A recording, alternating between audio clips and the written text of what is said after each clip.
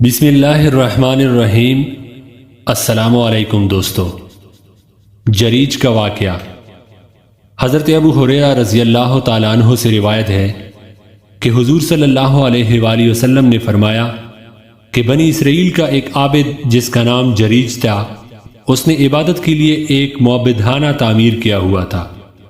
ایک دن وہ نماز پڑھ رہا تھا کہ اس کی والدہ نے آ کر اس کو آواز دی کہ اے جریج، مجھ سے کلام کرو، مگر جریج نماز پڑھتا رہا اور دل ہی دل میں سوچا کہ اے اللہ، ایک طرف میری نماز اور دوسری طرف والدہ ہے، اب کیا کروں؟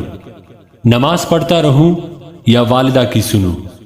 پھر وہ نماز میں ہی مصروف رہا۔ والدہ نے جب دیکھا کہ جریج تو نماز میں لگا ہے، میری طرف تو متوجہ ہی نہیں ہو رہا، تو وہ چلی گئی۔ جب دوسرا دن ہوا تو پھر آئی، اتفاق سے اب بھی وہی معاملہ بنا تو وہ پھر لوٹ گئی۔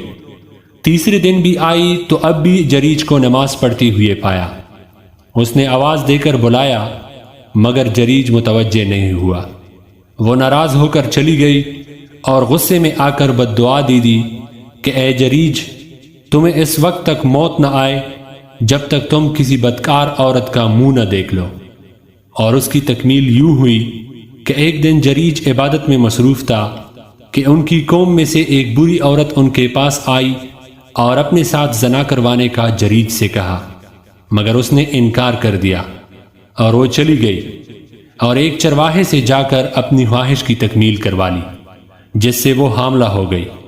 تو پھر جب اس نے بچہ جنا تو قوم نے پوچھا کہ یہ کس کا ہے؟ اس نے جریج کا نام لگا دیا۔ لوگوں نے غصے میں آ کر اس عابد کو بہت مارا اور اس کا عبادت خانہ بھی گرا دیا۔ جریج نے پوچھا کہ بھائیوں، کیا بات ہے؟ تم لوگ مجھے کیوں مار رہے ہو؟ انہوں نے کہا کہ تم نے اس عورت کے ساتھ بدفعلی کی ہے اور اس نے بچہ جنم دیا ہے۔ جریج نے کہا کہ اس بچے کو میرے پاس لے آؤ۔ لوگ لے آئے۔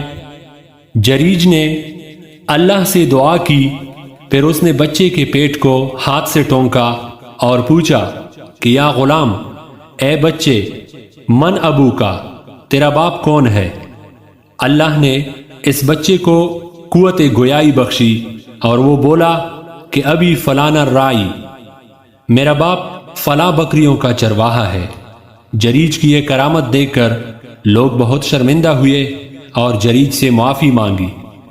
پھر دریافت کیا کہ اب بتاؤ تمہارا معبدانہ سونے کا یا چاندی کا بنا دے؟ اس نے کہا کہ نہیں، بس مٹی کا ہی بنا دو۔ بحوالہ صحیح مسلم۔ اس واقعے سے یہ سبق ملتا ہے کہ والدین کے ساتھ حسن سلوک کرنا چاہیے اور ان کی بد دعا سے ہمیشہ بچنا چاہیے، اور یہ بھی یاد رکھیں کہ اگر والدین اللہ اور اس کے رسول اللہ صلی اللہ علیہ وآلہ وسلم کی نافرمانی یا شرک کرنے کا حکم کرے تو پھر ان کی نافرمانی جائز ہے۔ بحوالہ مسلم۔